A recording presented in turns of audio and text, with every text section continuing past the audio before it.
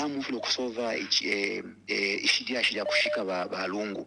Number, how are you going to solve a problem achalo cha Zambia china abantu aba 2 million aba 20 million namufuna okusolva akantu akanono namusunga ekitumbi namutisha ku South Africa namuwera kwemwe ngufwaya maka kupiana oyo mwashi oyo ino mwa mwali mutemwa talamwashika mulifu kumupiana. What's up? My name is Ken Dumbo, the MC with the sauce. Don't forget to subscribe to J. Cool. Mlandana ba given within Lusaka. Ba given na ba council. Mwashuke ne ba Makebi. Hatwashibuka katushibena.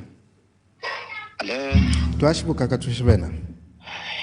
Mkwai ba Makebi na chumva machilondolo ko bati na cost of living na yapa mu sana mu UPND. Manje ukwipisha kwanda ko bati busheni tumwaye kwechalo umutengo o pio ya leshiti kwa lotamla senda uteo kuma kwa MMD tumwaye kwechalo ho ari umutengo wa bungalo mwasendere uteo kuma kwa MMD tumwaye kwechalo umutengo wa fuel na dola fio wali nefyo mwaushire so tumone tueshe tumone cha kwa bati chishinga ba PF mwali bomba bwino. Then that's my first question. Second question yako ko bati ba Makebi leadership namufuna okusolva ishidia kushika balungu. Number, how are you going to solve a problem achalo cha Zambia china abantu aba 2 million aba 20 million namufuna okusolva akantu akanono namusunga ekitumbi namutisha ku South Africa namuwera kwemwe ngufwaya maka kupiana oyo mwashi oyo ino mwali mutemwa talamwashika mulifu kumupiana so that wishibe ko bati butungulu shinshi wo mulela ngishe chalo. I think if that's what I'm questioning a bit. Okay, thank you very much. Perhaps before we get to the next question, I think this is very important. Okay, just take note, please. Great, I've already picked up the next call. Hi there. Good morning. Good morning, thank you. Your name and where you're calling us from? Hello. Hello, you're live. Your name and where you're calling us from? Okay, this is Mr. Face Charles Mbewe within Lusaka. Mr. Charles Mbewe within Lusaka? Yes, please. Please talk to the PF aspiring candidates, presidential candidates. Okay, Honorable President Makebi MZ, good morning to you. Good morning. Yes, please. You know, all what you are saying, I don't know, my network, I hope you are able to get me. We can hear you. Please go ahead. All right. Okay. So, all what you are saying, President Makebi Zulu, is that these are the things that Zambian people are going through in these communities, in these compounds. The things that you have spoken are the things that people are asking you to come and help. For the UPND government has failed to achieve these promises. Please, Honorable President, we are behind you, and the Zambian people, the youth wing in this land, are following and are really asking you to come on board the way you have come out to help them, because you understand what is within the youthful wing. The elderly people that are behind us, we are asking you to come on board. Let's support the vision of Makebi Zulu, a man who understands what is going on in this land, the man who has a vision for this land. It is not the vision for his home like we are being governed with this current government. No, it's the vision of the land, the vision which is being understood by each and every well-meaningful Zambians. Honorable President, we are behind you and we shall fully support you as youth. Please be safe and be protected. Remember, let's keep the speeches short. Let's keep the phone calls short so that we can allow more people. As I conclude, comrade, please be safe wherever you are. Be safe, be protected. We are dealing with criminals who don't want to see different visions, who don't want to see different people coming on board like you have done. So please be safe. God be with you. Thank you so much. Thank you very much. Okay. Please, let's respond to that call we received earlier on. Mr. Fresh, thank you very much for your kind words, and I must assure you that the vision for this country will only be met if we as Zambians come together and work as one. We have preached unity right from the start. Unity in the opposition, unity amongst citizens, and focus on national development, not focus on individuals or focus on any other thing. So we'll try by all means to concentrate on what we are going to do for the Zambians and not engage in politics of vengeance, politics of insult, or any other thing. Now, it is said that where ignorance is bliss, it's folly to be wise. And I say so because a lot of people have given in to the propaganda by the UPND as regards the repatriation of the remains of the former president and the role that I have played in this regard. I am not responsible for the repatriation of the body into Zambia. I am not responsible. Do I need to give details? No, you don't need to. You don't need to. You may go on, please. Yes, thank you. Thank you. I know Makebi is not comfortable talking about the Lungu, the ECL's because as just mentioned, he has not been given clearance to talk about it on the show. I know. So I'll just generalize. He wants to save the Zambians. As he asks Zambians what they want, because we've had 5 funerals in Zambia, and we know the tradition. The state funeral for the president, for the last president, is conducted by the defense forces. The families, it's just a ceremonial thing that they come in, but all the details are done by the defense forces. So if you want to save the Zambians want ECL to be buried in Zambia. So how do you deny them that opportunity, all because of one man? Who has denied them? Sacrifice Who has denied Zambians them? all because of HH. No. You need to weigh the two. The greater good is to save the Zambians. So when you say how do you deny the Zambians, Council is asking who has denied the Zambians. If the family says we agree that our former president must be buried in Zambia, all we ask is that President HH agrees not to attend the funeral. What is the problem there? No, you can't put up that. You can't put up that to say. I mean, you can't command to say he shouldn't attend. I mean, that's just confusion. Imagine if he doesn't attend, he's at home. How will the Zambians say? You are disrespecting the president. No one will respect it. I'll give you a scenario in the Bible. In the book of Esther, when the queen rejected the request which was made by the king was advised to say, no, such a thing should not be allowed. This king should be removed. So you can't disrespect the president in that manner. I mean, should we hold on to ECL's remains for 5 months or because HH shouldn't attend? Or we should stop him? No. We need to weigh which is more important, allowing HH to attend or burying ECL. Burying ECL is more important than HH attending. So even if HH attends, that is insignificant. What is important is to bury ECL. We can't keep him for over 5 months. Mr. Eugene, I want to answer your question. That is the more important thing. Mr. Eugene, before you go, yes, yeah. Okay, Mr. Eugene, just hold on. Mr. Eugene, I want to answer your question, and I want to answer your question in a very honest way. But I need you to make this very clear. Do you know the term spokesperson? Is the question? I can't hear. Do you know the term? Do you understand by the term spokesperson? Do you know what it means? Yes. What does it mean? What does it mean? To speak on behalf of. Thank you very much. I will not answer your questions. Thank you very much, Mr. Eugene. Have yourself a wonderful day. Hi there. Good morning. Hello, good morning. My name is Irene. I want to have a contribution on the call program. You said your name is who? Irene. Irene, where are you calling us from? I'm calling from London. London, okay. You may go on, please, Irene. Hello, good morning, moderator, and good morning, Mr. Makebi Zulu. Good morning, ma'am. My name is Irene Moore. I'm calling you from London. Okay, you may go on, please, Irene.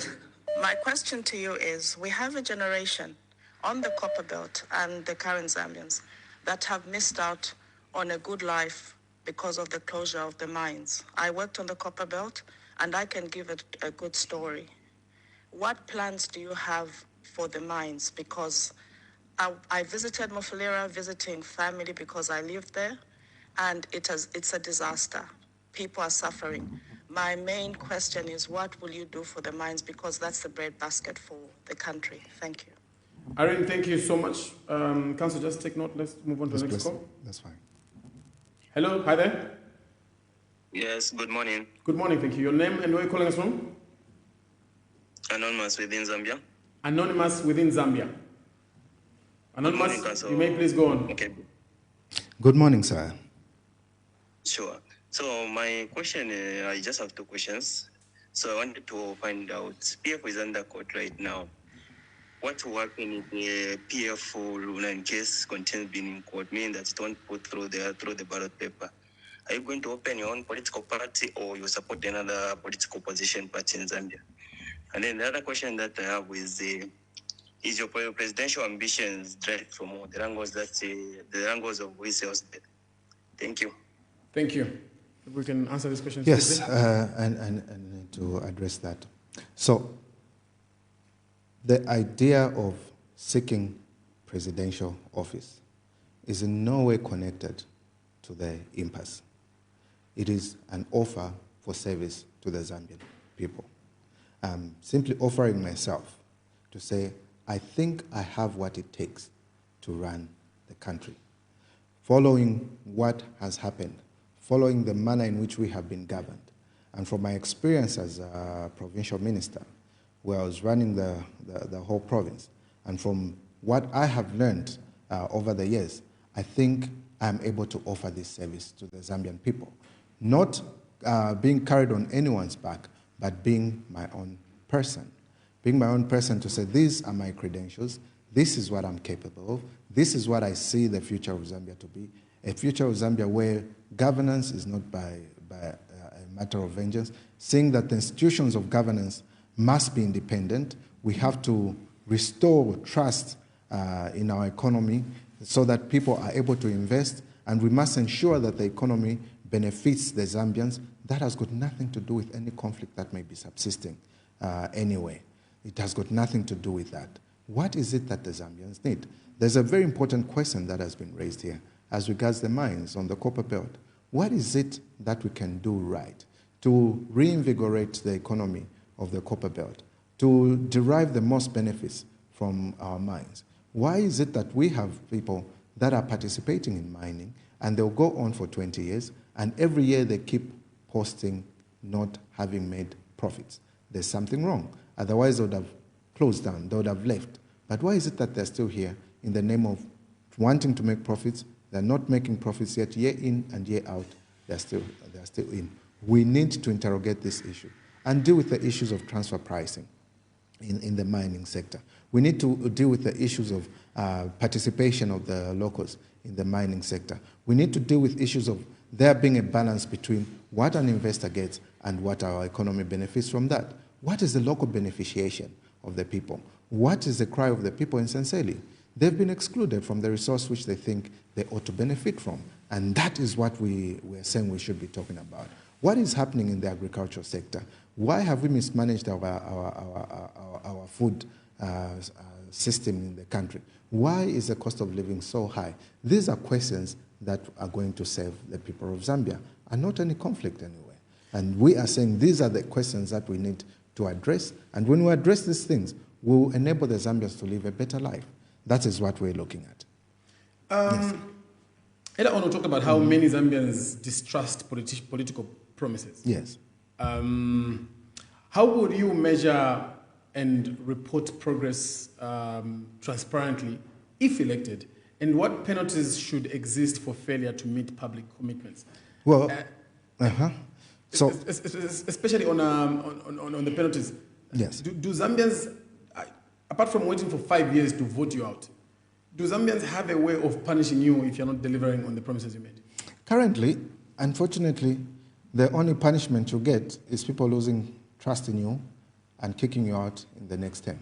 Because it is anticipated that within the tenure of 5 years, you'll have made substantial progress towards the fulfillment of what you promised to achieve. Now, it is not the issue of the systems failing, it is the issue of the leadership failing. And that is why we change leaders. That is why we change leaders. But then the leaders that we have put in place have gone to the extent of destroying the systems that should be working. They've gone to the extent of compromising the systems that should be working.